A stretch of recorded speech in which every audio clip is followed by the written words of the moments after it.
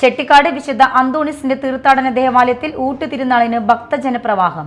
പുലർച്ചെ മുതൽ തന്നെ ചെട്ടിക്കാട് തീർത്ഥാടക പാതയിൽ ഭക്തജനങ്ങളുടെയും തീർത്ഥാടക വാഹനങ്ങളുടെയും വൻ തിരക്കാണ് അനുഭവപ്പെട്ടത്. ഗതാഗതക്കുരുക്ക് ഒഴിവാക്കുന്നതിനായി വലിയ വാഹനങ്ങൾക്ക് ഗതാഗത നിയന്ത്രണം ഏർപ്പെടുത്തിയിരുന്നു.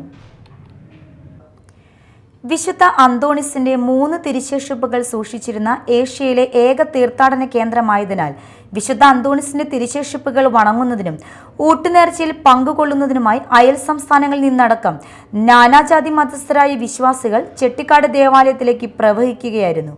തീർത്ഥാടകരെ നിയന്ത്രിക്കുന്നതിനും വാഹനങ്ങൾ കടത്തിവിടുന്നതിനും പോലീസും വളണ്ടിയർമാരും നന്നേ ബുദ്ധിമുട്ടി.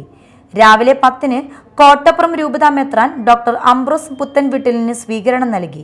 തുടർന്ന് മെത്രാൻ ഊട്ടുനേർച്ച ആശീർവദിച്ചു. തുടർന്ന് ഇടുക്കി കബ്ബമേടു നിന്ന് വന്ന ജോയമ്മ രാജേന്ദ്രനും കുടുംബത്തിനും ആദ്യ നേർച്ച വിളമ്പിക്കൊടുത്തു. തുടർന്ന് നടന്ന തിരുനാൾ ദിവ്യബലിയിൽ ഫാദർ ജോസ് തോമസ് വചന സന്ദേശം നൽകി. വിശുദ്ധന്റെ തിരുസ്വരൂപം വഹിച്ച് പള്ളിക്ക് ചുറ്റും നടത്തിയ പ്രദക്ഷിണത്തിൽ വിശ്വാസികൾ പ്രാർത്ഥനാപൂർവ്വം പൂക്കൾ വർഷിച്ചുകൊണ്ട് വിശുദ്ധനെ വരവേറ്റു. രാവിലെ 6:15 മുതൽ രാത്രി 10:30 വരെ തുടർച്ചയായി ദിവ്യബലി, നൊവേന, ആരാധന എന്നിവ നടന്നു. 1 ലക്ഷത്തിലേറെ പേർ ഊട്ടുനേർച്ചയിൽ പങ്കെടുത്തു.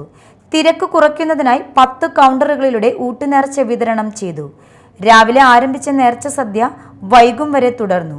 തിരുശേഷിപ്പുകൾ വണങ്ങുന്നതിനും പൊന്നാവ് എടുത്തുവയ്ക്കൽ നേർച്ചയ്ക്കും അടിമ സമർപ്പണത്തിനും പ്രത്യേക ക്രമീകരണങ്ങൾ ഏർപ്പെടുത്തിയിരുന്നു.